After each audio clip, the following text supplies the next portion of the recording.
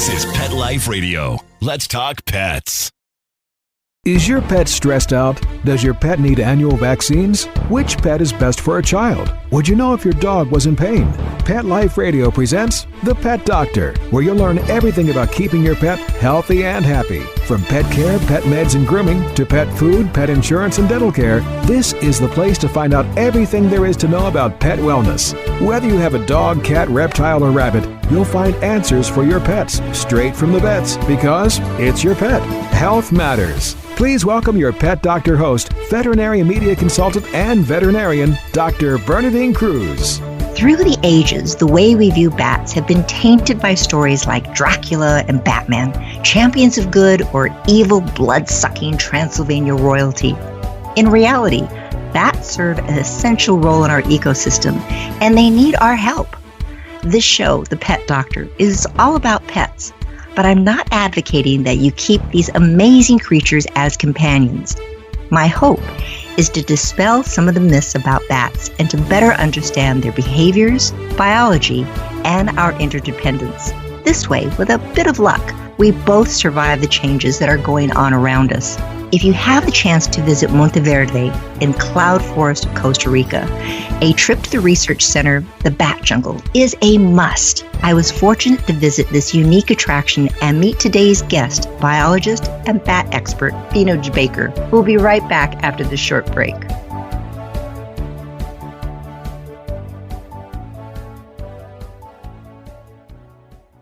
Molly, here's your dinner. Zeus, that's not your food. Don't let that happen to your precious cat. Elevate your cat's eating experience with the Cat Tree Tray. The Cat Tree Tray keeps your cat's food off the floor and conveniently located on the cat tree. It's the perfect way to eat. It's a beautiful wrought iron tray that easily attaches to your cat tree and keeps dogs and other critters out of your cat's dish. A must for multi-pet households. There's a 6-inch tray for large bowls and a 4-inch tray for smaller bowls. Purchase your Cat Tree Tray today. Go right now to cattreetray.com. That's cattreetray.com. CATTREETRAY.com. Let's Talk Pets on PetLifeRadio.com. Welcome back to the Pet Doctor on Pet Life Radio. The doctor is in, and we'll see you now. Vino, thank you much for being with us. I have to admit, when I was told that in my tour I was going to go to the Bat Jungle, I wasn't really sure about this. I have a feeling that quite a few of your guests feel the same way. Indeed, because it's unique. But when people are traveling or on vacation, they have a couple of days, for example, Monteverde, and usually there's a lot of adventure. Walking bridges, canopy, more commercial also than like frog ponds and butterfly gardens. So the bat's totally unique. So when people enter here, they leave like amazed. It's always it's a total new experience. And that's what we are here to show to the both more what bats really are. Okay, perfect intro. So what bats really are? I think a lot of people think that they're just flying rodents. Some of them going, well, really, what is a bat? They're kind of scary. You never really get to see them. So what is a bat? Right. In most languages, bats are called mice with something, mice with wings. Except in English. Bat is Old Norwegian from the Vikings, from a leather flapper. But as most people think they're mice with something, they're totally not thing to do with rodents. Of course, they're mammals, but really closely related to like primates and lemurs even. Opposable terms, one baby maximum mother a year, not like rodents who have 10 babies every few months. It takes decades to populate a small bat family. And then there's all the other superstitions. When we start here a tour, and to people, I like always to ask people, are they blind? Are they mice? Do they spread diseases? Do they get stuck in hair? Of course not. They're totally not blind. They even have, here in the tropics, better vision than humans, night vision. With all respect, I never saw like a bat with glasses yet. But those are all from the famous Dracula stories, Hollywood, Bram Stoker, nothing to do with bats. Bats are so important, crucial, because they're all over the world. Insects evolve in a lot of cases at night. Like 85% of the insect activity in the world is nocturnal, naturally controlled by bats. They're humans' best friends, but people don't realize that. We became afraid of the night, the shadows, something that attacks us and hang in the neck of people, spread rabies, nothing to do with that. Well, we can stop the interview right now. You've just answered all our questions about bats. One of the things that I thought was just fascinating because, all right, I'm a veterinarian and I know something about anatomy and biology. And going through your exhibit, you had a skeleton of a bat. And it was fascinating because it looked kind of like a very elongated cat or a dog, the arms, the legs, the pelvis, everything else, just like, wow, this truly is a mammal. But as I understand, bats are the only mammals that can truly fly. Now, people think about flying squirrels. What's the difference between a flying squirrel and the way that a bat really flies? There's a few mammals who can fly, but it's not active flight. It's like a parachute. Only active flight in mammals in nature, bats. There's the capacity to fly with hands, not a wing, not hollow bones, not feathers, but real muscle. But of course, flight and synergy. They have a really high metabolism from the moment they fly, they need food. And that's why they're so important, the insect control. It is the bone structure, the articulation, the number of bones, really, really similar to like a primate skeleton. Exactly. And how fast can they fly? Because all of a sudden, there's around here sometimes in my area of Southern California, I know there's bats. I don't see them where I'm living. I probably was just not paying attention to they're out there and thinking, oh, that's just a bird that's flying at night someplace. But how fast can they fly? And my producer, I was chatting with him, Mark, before we got on the air, and he's in Florida. He goes, I never see bats. So are bats everywhere in the world? They're everywhere in the world. Where there's an insect, there's a bat.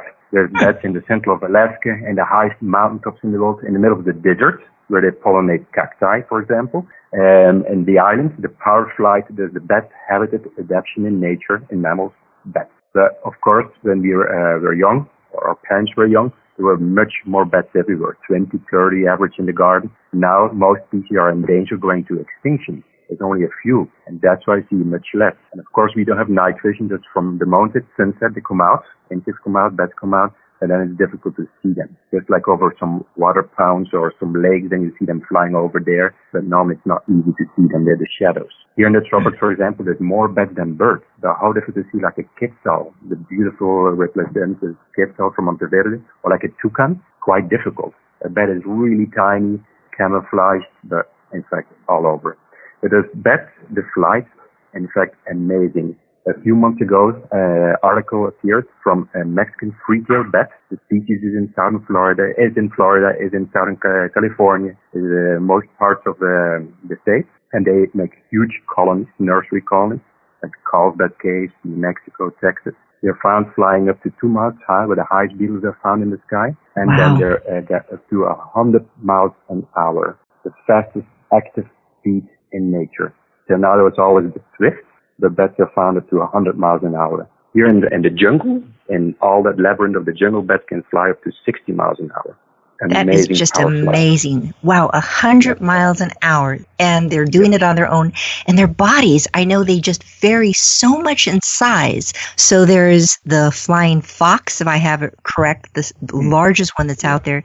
And then these little teeny beeny ones. So what's the size difference? What's the largest? What's the smallest? The smallest mammal on Earth is the bumblebee bat. The bumblebee bat from Thailand.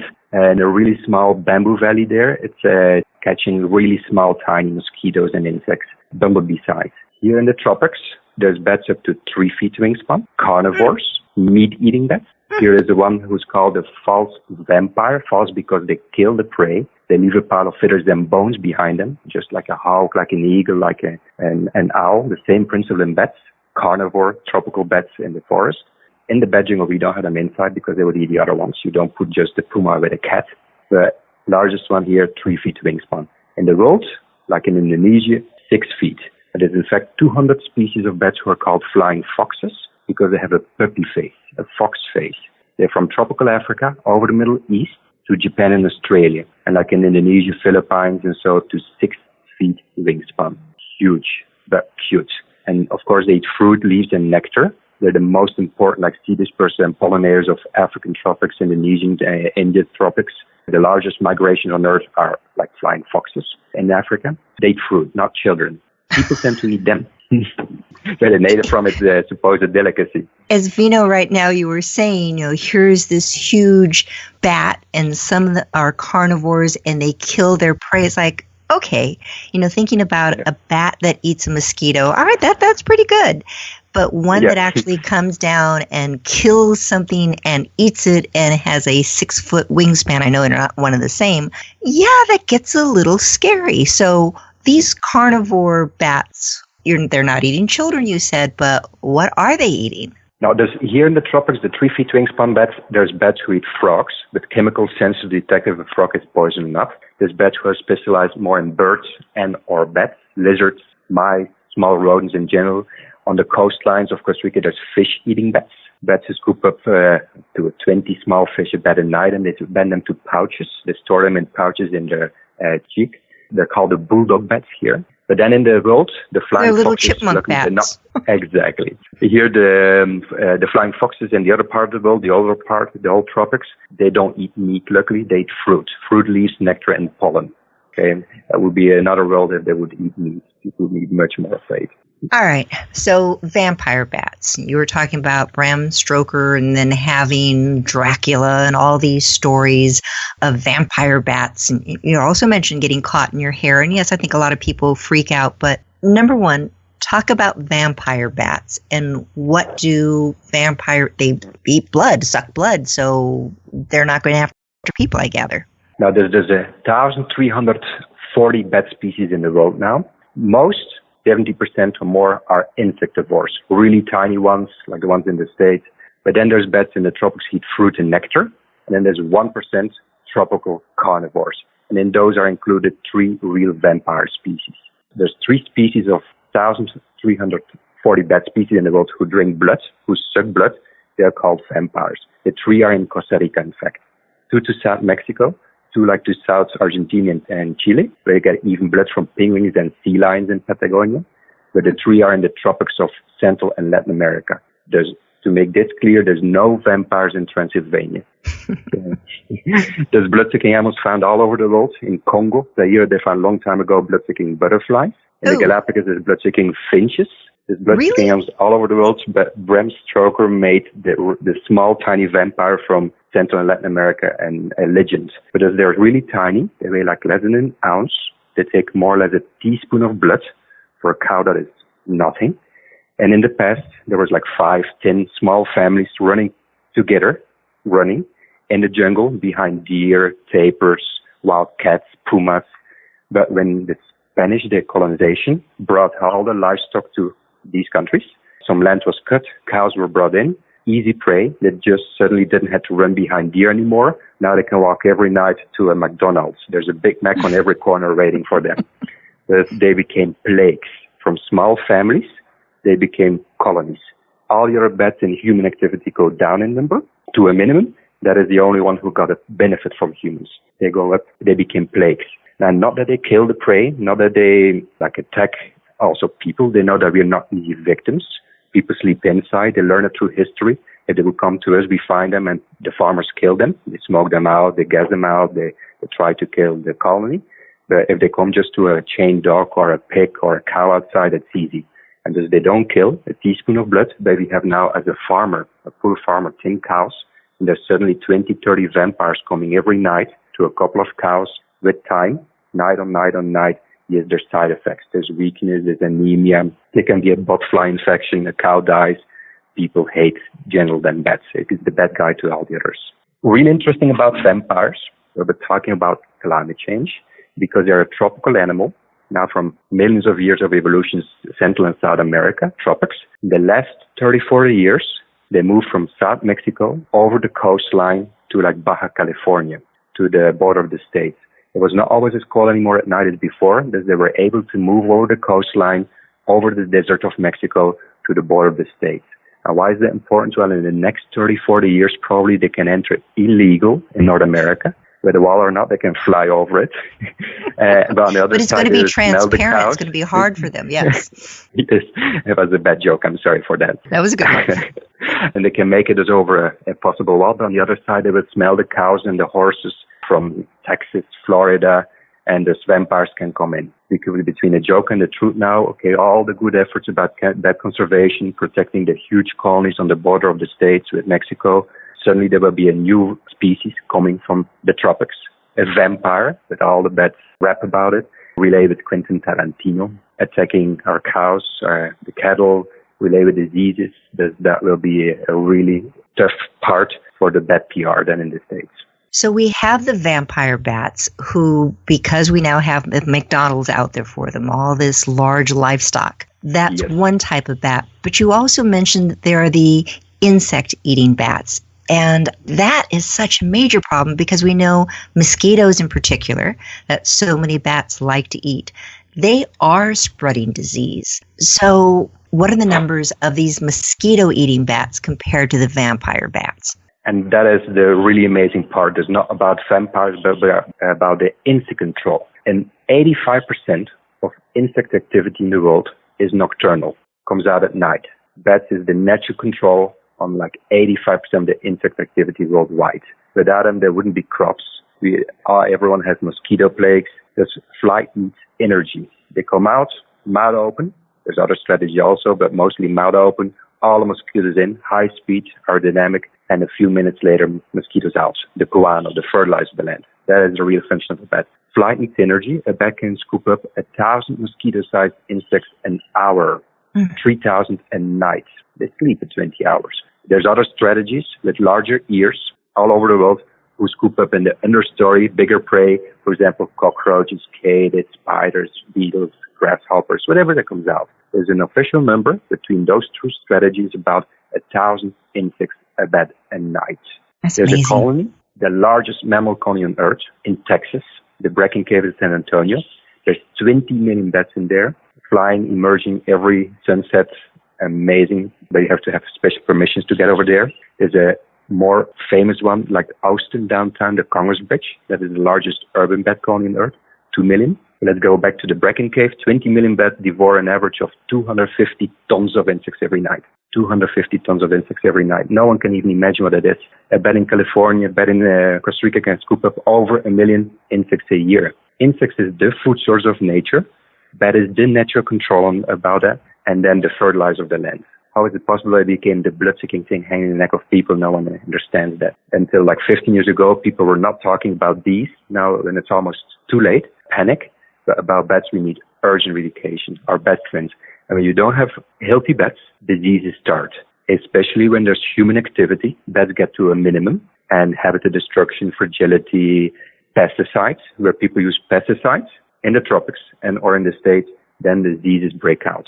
For example, Zika in Brazil or Monsanto is used. Costa Rica, 2 examples, the coastlines where the pineapple and melon fields are for the world. Caribbean where the banana fields are for the world. There's a lot of pesticides since decades. Then dengue and chikungunya start over there. The east coast of the States, since 2006, has a huge decline and almost extinction of bats, thanks to a syndrome called the white nose syndrome. We can soon go to that. But there's since then, people on the East Coast are wondering why they have mosquito plagues, why the West Nile virus started there, getting all over the territory of the U.S. now. It's just to show how it's related. When there's no healthy bats, diseases start behind. And then we have to put more pesticides to circle without an end. It really sounds like that butterfly effect where one little butterfly in the Amazon who's killed and it just continues and we're all so interrelated. I'm chatting right now with Vino De Backer. He is biologist and bat expert, as you can easily tell, in Costa Rica, Monteverde. We're going to take a short break and be right back talking more about bats. Please have a seat in the waiting room. The doctor will be with you shortly, right after these messages. Get the stinky dog away from me. Bad breath and bad gas. Petey stopped eating. All his hair fell out. Itching, licking, missing fur. At least $5,000 in vet bill. Creams, antibiotics, sprays. No results. Everything we tried failed except the Dinovite. DINOVITE.com. If you want the dog to be healthy, you got to feed it something healthy. The omega-3 fatty acids. Flaxseed, zinc, alfalfa. The digestive enzymes that are cooked out of regular dog food. Dinovite is nutrition. The shedding is stopped and the itching is stopped. Her coat is now soft, it's silky, it's healthy and shiny and glossy. She's got life. She's got energy. Tons of energy. No more bad smell. Dinovite's the bomb. Dinovite is the best thing that's ever happened to my dogs, besides me, of course. 859-428-1000. 859-428-1000. Dinovite for life. DINOVITE.com. Let's talk pets. Let's talk pets On Pet Life Radio. Pet Life Radio. PetLifeRadio.com. Welcome back to the Pet Doctor on Pet Life Radio. The doctor is in, and we'll see you now. Vino, this is just really very interesting. And yes, you were talking about the decrease, the way that bats are now really becoming endangered. But I think before we get into that, I'd like to go back a little bit into the biology of bats and their unique characters. At the beginning, you were talking about the fact they're not blind, they fly at night, and they hang upside down, they don't get in your hair. So one at a time, how do they fly at night? They have first good vision. Blind as a bat at noon was the original correct English expression, at noon. Please use the last two important lost words again, at noon. They have perfect senses, a really good smell, a really good exceptional hearing capacity, and most bats have excellent night vision. Of course, in difficult circumstances like mist, storm, rain, or winter entering a cave, in total darkness, eyes don't work anymore, then they switch to another strategy, echolocation. And that is from vocal cords, ultrasounds. People are not capable to hear that. They produce ultrasounds, but immediately the rebounds of any tiny object, they can detect and avoid up to one human hair in total darkness. One human hair. Our machines, radar and sonar, are not even capable to get close to that. Okay? Another reason why they don't get caught in our hair, because they know where our hair is. All right. And that is another popular superstition, but most of us, when we walk around in terms in Costa Rica, on the beaches, all over the world, there's mosquitoes around people. When a bat approaches us, we don't see the mosquito, but a shadow, a wing, a flap of a wing, and people, they get stuck in hair, they attack us. No, they're always protecting us. They're never attacking, they're protecting us. Like, and if they can fly here, just again to the jungle, like 60 miles an hour, they will never hit windows. They wouldn't get stuck in someone's hair just like that, no. So echolocation, people go, wait a minute, I think other animals use that. So we know dolphins and whales use echolocation. So that's how they're getting around. But, okay, why do they hang upside down? If, they're mammals, you and I hang upside down, all the blood's going to rush to our heads, and we're going to pass out. But bats, why do they do it? That's an excellent question, and I love to answer that. In fact, people can be considered as strange ones compared with the bats. On the land, probably, or maybe it's better to hang upside down than to stand on the earth. If we would hang upside down, we drown our own blood. We have valves in the veins from the heart to the feet, but not the opposite direction. We would drown in our own blood. A bat, we can hold them whatever upside down like this. They can be on the floor, but they don't like it. Up is better. And of course, everyone is asking now, why? But two main important strategies in nature, safety and energy. Safety, up is safer. Everything is safer. The trees, the caves, human constructions, they can hang under bridges, in mines, in church towers, in belfries, in attics. Safety. And then there's no energy in hanging. The bat hooks in on the nail. Hooked in, they can hang on one claw, two claws, it doesn't matter. They can hibernate. I'm originally from Belgium. They hibernate 6 months there. From November to March, they're just hooked in, no problem. We have to sit down, lay down. And then the third, less energy take off. They just let go and they fly. Easier take off. If it's all about energy and safety, basic strategies in nature, then we can consider ourselves the upside down ones for the bats. Interesting. You are also mentioning about the colonies of bats, where some bats live in just a few bats in a family, and then these huge areas. And I'm going to San Antonio later this year, so definitely looking forward to seeing the bats there. But these colonies, they have a social life. I thought was so interesting visiting the bat jungle that you had an opportunity to see these bats flying indoors in this wonderful enclosure, and you could hear them, and they really were the way they were interacting. So tell us a little bit about the social life of a bat. One of the most social creatures that exist. There's few are, of course, couples for life. There's solitary ones. There's huge colonies. There's families. Really, really social behavior. But the most amazing, bats use babysitters. More and more discovered. We saw that here also inside, that they can use midwives, helping giving birth to each other. And that's maybe necessary because when a baby is born, it's a third of the mother's body weight. Wow. They only have one. A few species in the world can have like twins or triplets even, but that is definitely not common. It's like people have triplets or 4 at a time.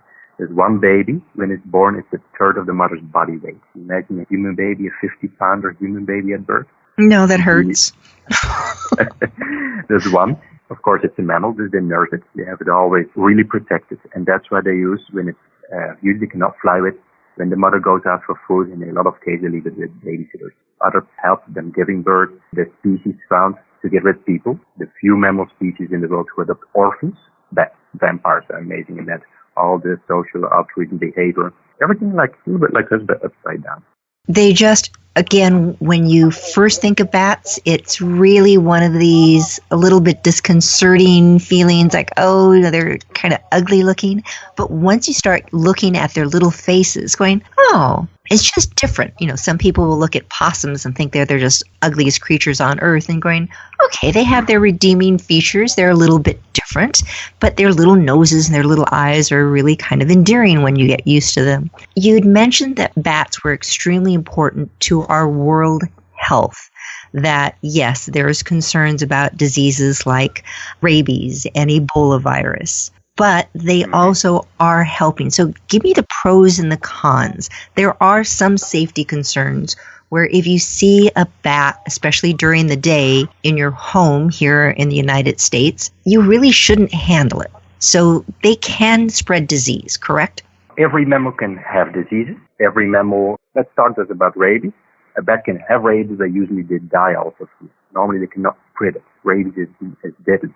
99% of diseases like that are usually from foxes, raccoons, skunks, dogs, and cats. In the 100%, every other mammal case, there was one time a bobcat case in the States, there's rodent cases. There was a case in Wisconsin of a child who found a sick bat on the floor, picked it up, there was rabbit, and that's still in the news. Because it's easy to blame then a bat. Someone sees a fox, a raccoon, no one panics. Someone sees a bat, the whole school, the whole family run for vaccine shots. And that's easy. Easy when you blame an animal. Vaccine shots cost generally $200, $300 a person. There's a lot of money behind the vaccine industry. Bats are healthy. They're far away from people. If you would find a sick bat with strange behavior on the floor, don't pick it up without protection. And if you think that a child was in contact with it, then that bat spread rabies is definitely not true. Here in the tropics, we have more bats than birds, and there's nothing from rabies here. And if you live in Texas, in places where there's huge colonies, no one talks about rabies. But especially in the government, it's easy to blame the bats. They're getting a bad rap, in other words. You should be cautious. You should be cautious if you see a raccoon that's acting erratically. And I know that there have been way too many stories recently in the United States of runners, joggers that are out there, and all of a sudden they're being followed by this raccoon, and it bites them, and the raccoon is rabid. So, yes, you're right. Or a dog that's acting bizarrely and aggressive, and it could have rabies. So you're right, Vino, that we need to be careful about so many different species. So what is the threat of humans to bats? You'd mentioned that previously in the times of our ancestors, there were many more bats than there are now, and you'd mentioned white nose. Tell us how people and our change in climate is affecting bats. Those bats have an extremely long lifespan. There's bats found even up to 30, 40 years. General species like the little brown bat in the States, there's one in Sweden who was found 42 years later after being banded as a baby, released, in perfect conditions. It's like a human in case to compare from 300 years old, still running around every night. They are all over the world, normally large numbers, and they usually don't have a lot of natural predators.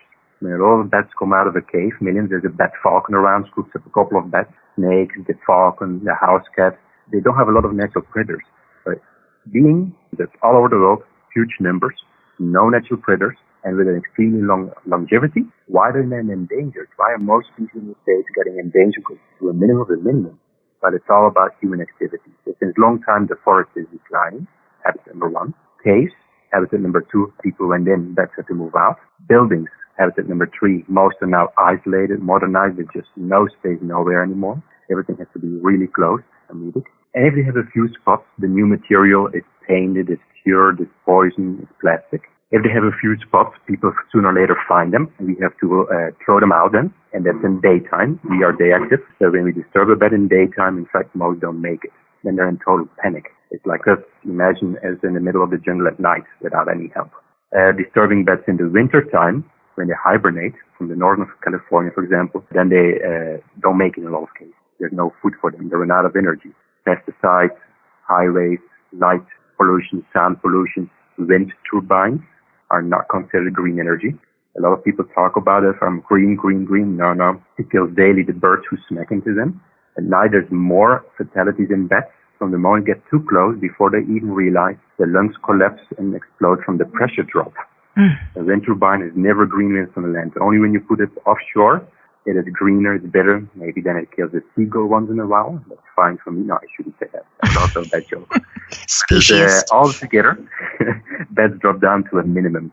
And being endangered, now something new was coming up since 2006 on the east coast of the state, started upstate New York, and it's called a fungus, the white nose syndrome.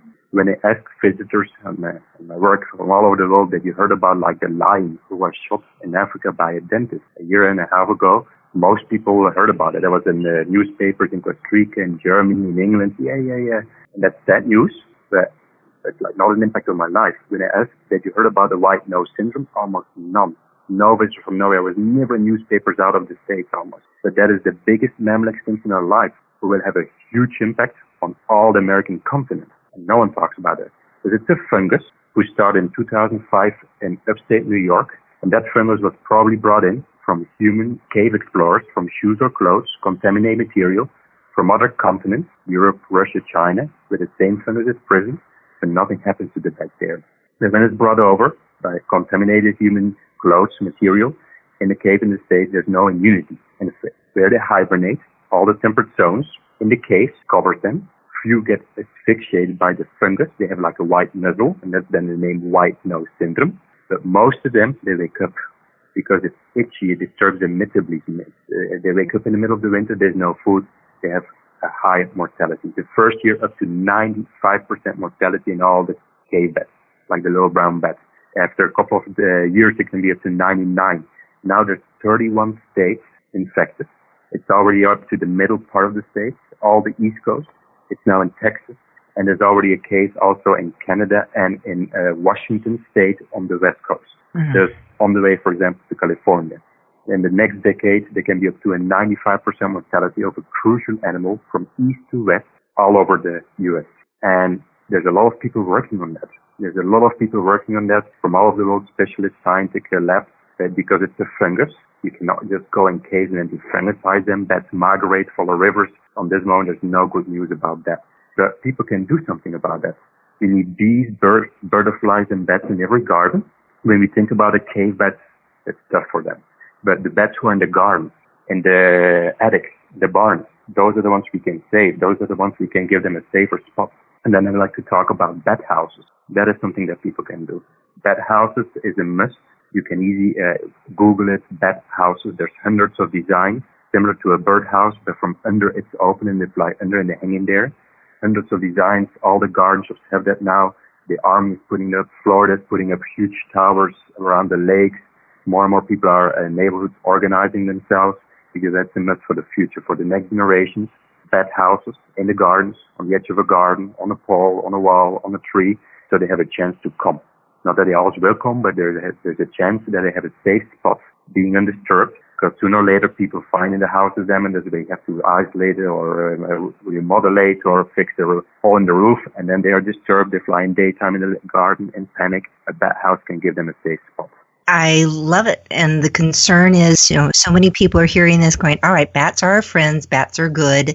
Oh, bat house and having it in my backyard. But again, as you're saying, they are necessary to our survival. We're necessary to theirs. We can coexist with them very easily and safely. And these bat houses are just a way of assisting them. So it's easy enough to build them, put them up in your yard, put them up even if you're probably in a condo situation, such as myself, thinking, where can I put one of these? But or if you don't have some spots on your own, Christmas present, birthday present, New Year's present for the family. Someone who has to spot the garden, a present that is like excellent. A must. Good idea. So as we're at the end of this interview, and thankfully I've just learned so much again, what is the one thing that you want the listeners to remember about bats, besides going to Monteverde in Costa Rica and going to the bat jungle? What should people remember? That they're amazing creators with a really bad rep, but talking about them, education about them, then people can say from, wow. You know, most people don't even know, for example, there's a lot of pollinating bats. In the southern part of the state, there's bats who pollinate the cacti. They have an extremely long tongue. Some of those hummingbats up to 1.5 times the body size. But maybe the most important I can say, without them, there's no tequila in the world. Agave is bat pollinated. There goes Without my them, margarita. No bananas. Now we're talking.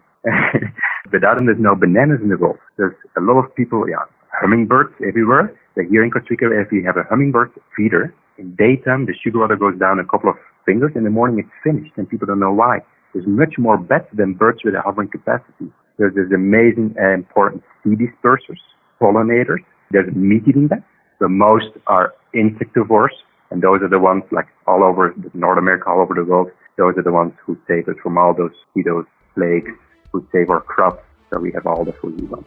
So hopefully we can all become Batmen and Batwomen, help to save the world by saving these creatures. Vino, thank you so much. This is Vino De Backer I've been speaking with today from the Bat Jungle in Monteverde in Costa Rica. This is Dr. Bernadine Cruz with the Pet Doctor. Please listen again next week. We'll give you more information on how to make you the best possible pet owner and hopefully a protector of bats. Thanks for listening. Pets can be a wonderful addition to your life because they're a member of the family. Keeping them healthy and happy is important. Pet Life Radio presents The Pet Doctor with veterinary media consultant and veterinarian Dr. Bernadine Cruz. Whether you have a dog, cat, reptile, or rabbit, you'll find answers for your pets straight from the vets. The Pet Doctor, on demand every week, only on PetLifeRadio.com.